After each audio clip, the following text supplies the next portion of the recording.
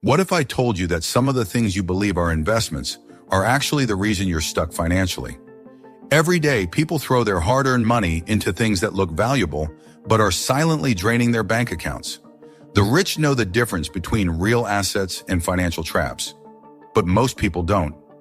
Stay with me, because today I'm revealing the 10 worst so-called assets that are keeping you broke. And number 7 is a trap so many fall for without even realizing it. Most people believe that wealth is about how much money you make, but in reality, it's about how much money you keep and where you put it. The rich don't just earn more, they make smarter financial moves. The poor, on the other hand, get caught in financial traps disguised as investments. And the scary part? Banks, corporations, and even schools encourage you to buy these so-called assets because they profit from your financial ignorance. So if you've ever wondered why it feels like no matter how hard you work, you're still not getting ahead, this video will open your eyes. Let's dive into the 10 worst assets that keep you poor. Number 1, new cars. All right, let's talk about cars.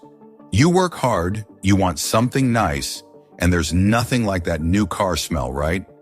So you walk into a dealership, pick out a shiny new ride, and drive off feeling like a boss.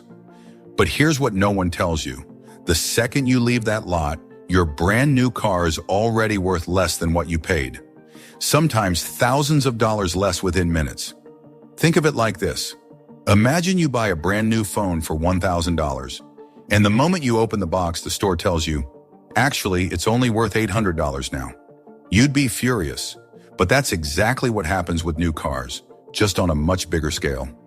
Now fast forward 5 years. The car you paid $40,000 for, it's likely worth less than $20,000. And if you took out a loan to buy it, which most people do, you're also paying thousands in interest along the way. By the time you've fully paid it off, you might have spent $50,000 or more on something that just keeps losing value. Rich people see cars differently.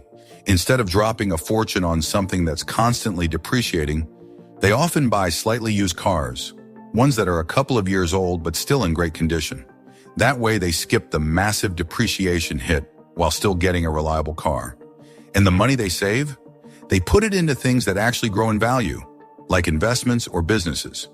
So next time you think about buying a brand new car, ask yourself, do I really want to spend this much just to lose money faster?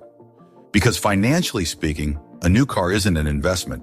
It's just an expensive way to get from point A to point B. Number 2, timeshares. All right, picture this. You're on vacation at a beautiful resort, sipping a drink by the pool, when a friendly salesperson approaches you with an exclusive offer. They say, what if you could come back to this paradise every year at a fraction of the cost? It sounds tempting. Who wouldn't want a guaranteed vacation spot? So you sign up for a timeshare, thinking you just made a smart investment in your future. But here's the catch.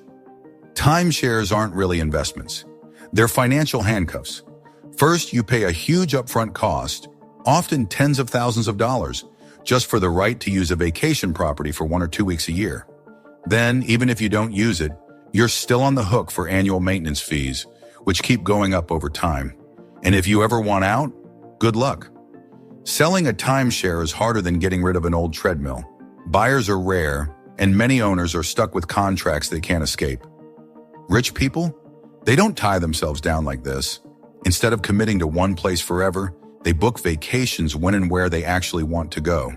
And because they invest their money in things that grow, like stocks, real estate, or businesses, they can afford to take trips without worrying about contracts or fees.